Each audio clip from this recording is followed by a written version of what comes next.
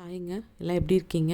நல்லா இருப்பீங்கன்னு நம்புகிறேன். இன்றைக்கி இட்லி, தோசை, பூரி, சப்பாத்தி, பரோட்டா, சாப்பாடு இது எல்லாத்துக்குமான ஒரு சைட் டிஷ் தான் பண்ணுறேன். அது காலிஃப்ளவர் கம்மியாக இருந்துச்சு. அது கூட உருளைக்கிழங்கு குட்டியாக கட் பண்ணி போட்டு ஒரு மசாலா ஒரு செமி கிரேவி மாதிரி தான் ஒரு கிரேவி பண்ணியிருந்தேன். அது ரொம்ப சிம்பிளுங்க. அரைக்கிறதெல்லாம் நான் டிஸ்கிரிப்ஷனில் தந்துடுறேன்.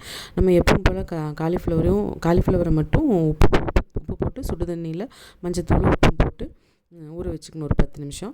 அதுக்கப்புறமா கடாயில் எண்ணெய் வச்சு சோம்பு கடுகு மட்டும் தாளித்து இந்த ஊற வச்ச ஐட்டங்களை காலிஃப்ளவரையும் உருளைக்கிழங்கையும் சேர்த்து வதக்கிட்டு அரைச்ச மசாலா பேஸ்ட்டை கொட்டி நல்லா ஒரு ட்ரையாக வதக்கிக்கணும். அதுக்கப்புறம் மிக்ஸி கழுவி கொஞ்சம் தண்ணி, அரை டம்ளர் அந்த மாதிரி தண்ணி, இல்லைன்னா உங்களுக்கு நல்லாவே குழம்பு மாதிரி வேணுன்னா அதுக்கு தகுந்த மாதிரி தண்ணி வச்சுக்கலாம். ஊற்றி அதுக்கப்புறம் குழம்பு மிளகாத்தூள் 1 ஸ்பூன், நார்மல் வரமிளகாத்தூள் 1 ஸ்பூன், உப்பு எல்லாம் போடணும்.